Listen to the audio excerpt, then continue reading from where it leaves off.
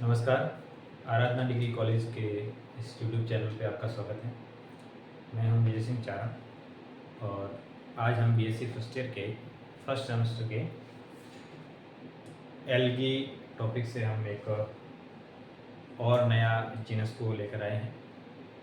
इनका previous video हमने बनाया है एक्टोकार्पस पार्ट 1 के नाम से। अब उसका सेकंड जो पार्ट है वो आज हम बना रहे हैं।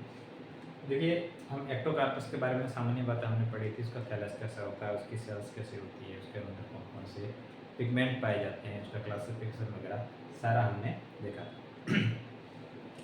आज की क्लास के अंदर हम देखेंगे कि एक्टोकार्पस के अंदर जो रिप्रोडक्शन होता है वो कैसे होता है, और रिप्रोडक्शन के अंदर भी हम स्पेसिफिकली एसेक्सुअल रिप्रोडक्शन के बारे में पढ़ेंगे। इसके अंदर एसेक्सुअल और सेक्सुअल रिप्रोडक्शन दोनों होते हैं। आज हम पढ़ेंगे एक्टोकार्पस के अंदर एसेक्सुअल रिप्रोडक्शन किस प्रकार से होता है।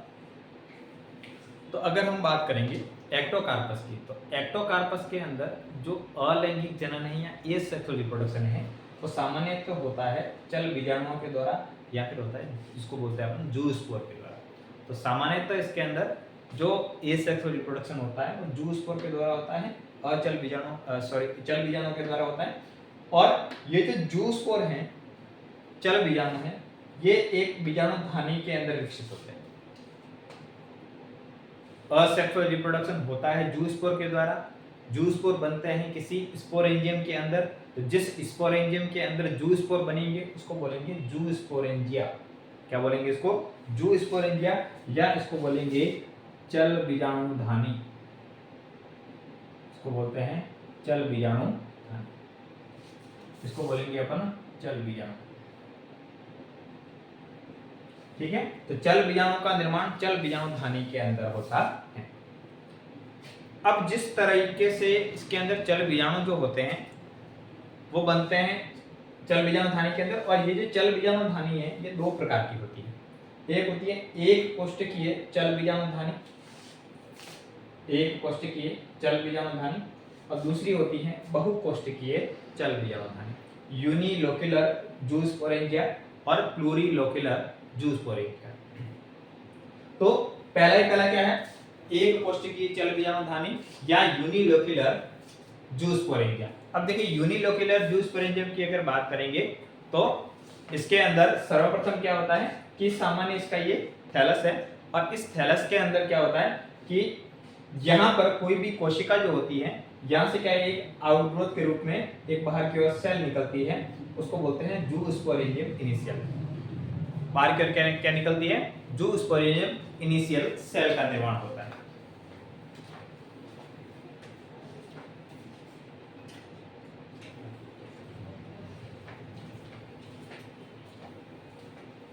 और ये जो जूस्पोरेंजियम इनिशियल है इसके अंदर एक द्विगुणित केंद्रक होता है।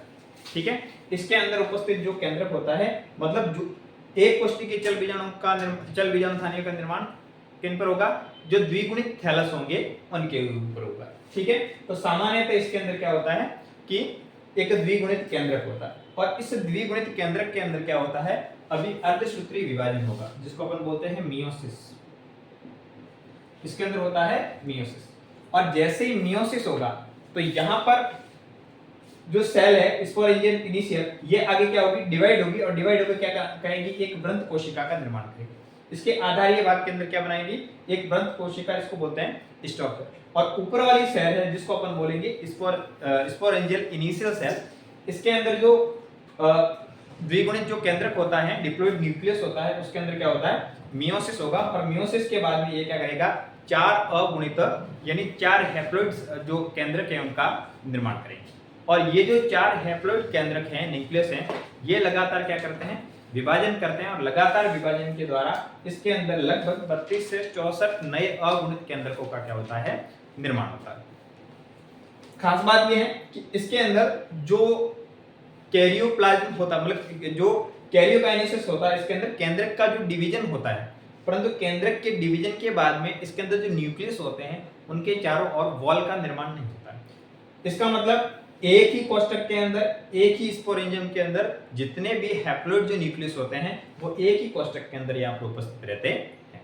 अगर एक ही कोष्ठक पे रहते हैं, इसीलिए इसको क्या बोलते हैं? एक कोष्ठकीय चल बीजाणु धानी बोलते हैं। अब इसके अंदर क्या रहेंगे 32 से 64 जो संख्या के अंदर बहुत सारे हैप्लॉइड न्यूक्लियस इसके अंदर रहेंगे। और अब कंप्लीट सेल है जिसको अपन ने क्या बोला है स्पोरेंजियल बोला, इसके अंदर 32 से 64 नए न्यूक्लियस है। अब इसके अंदर क्या उपस्थित है न्यूक्लियस है और इसका क्या है साइटोप्लाज्म है।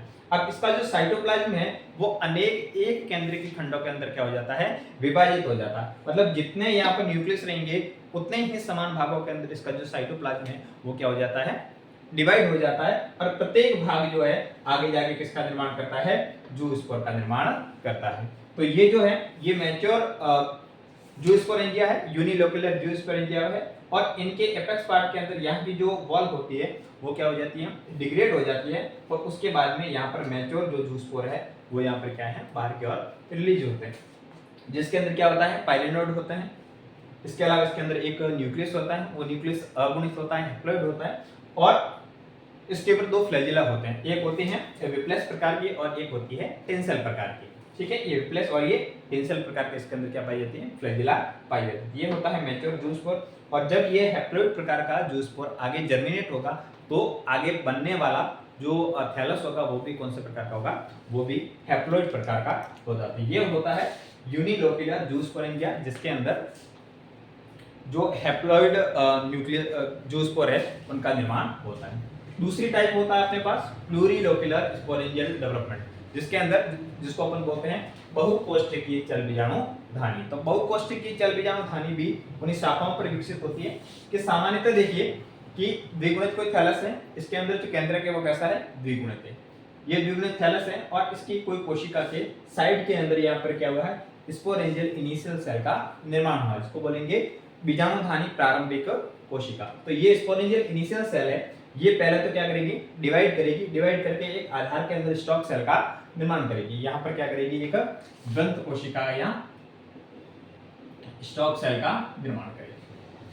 और ऊपर वाली सेल है ये क्या कहलाएगी स्पोरेंजियल इनिशियल सेल कहलाएगी। अब क्या होगा अब ये जो स्पोरेंजियल इनिशियल सेल है तो यहाँ पर यूनिलोक्युलर के अंदर तो क्या हो रहा था मियोसिस हो रहा था, अर्धसूत्री विभाजन होता था, परंतु इसके अंदर अर्धसूत्री विभाजन नहीं होता। इसके अंदर क्या होता है लगातार समसूत्री विभाजन होता है।